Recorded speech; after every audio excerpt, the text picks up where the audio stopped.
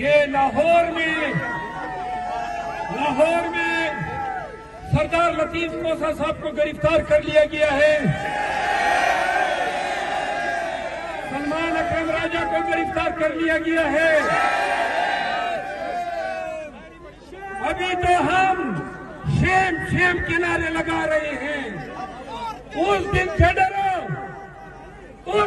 डरो जब ये अवाम पाकिस्तान कार बन के तुम पे टूटेगी।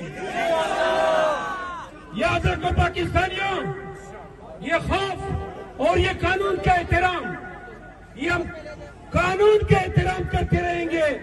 जिस दिन गैर कानूनी लाठी आपने हम पे डाली, कसम उठाते हैं उस लाठी को तोड़ के रख देंगे। पाकिस्तान इमरान खान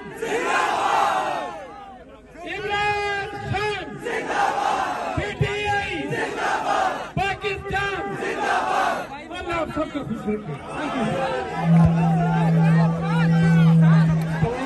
यहाँ पे ग्रीन कलर के 2 आईफोन